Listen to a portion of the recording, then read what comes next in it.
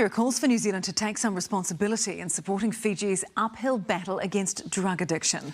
3.5 tonnes of methamphetamine has been seized in one of the country's largest ever drug busts.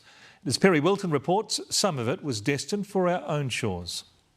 797 containers wrapped in tape in a vacant house on Fiji's west coast.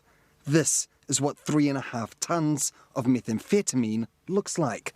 For a drug normally measured in grams, it's hard to overstate the scale of this bust. I mean, this is next level, and it would create $3 billion worth of social harm in this country if it ever got here, so it's extraordinary. They were found in the city of Nadi in the northern suburb of Namaka. Fiji officials confident the drugs were en route to Australia and New Zealand. We strongly believe that it's destined for the overseas market. New Zealand Customs declined our request for an interview, but in a statement to Newshub says a portion of that methamphetamine was likely destined for our shores. Customs went on to say that the drug causes devastating harm in every community and country it enters. Fiji's become a key part of what's known as the narco highway, a stopover for drugs heading for bigger Pacific markets. We've had a belief and been aware that the islands are often being used as transshipment hubs.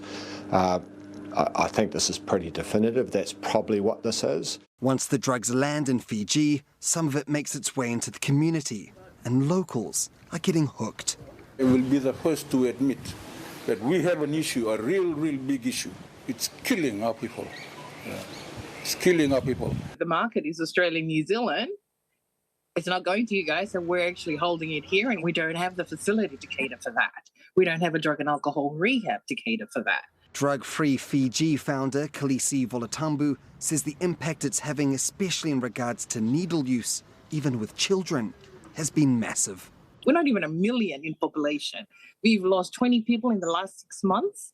Yes, just to AIDS and HIV. We were finding needles and meth in the school.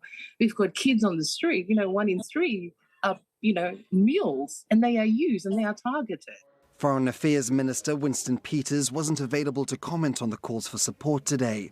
And while New Zealand is involved with joint drug-fighting initiatives like dog detector programs and the sharing of intelligence, Volatambu says it's simply not enough. Definitely huge responsibility, pleading to the diplomatic corps. We need the help. Fiji left waiting for aid to fight a problem New Zealand's drug addiction helped create. Perry Wilton, Newshub.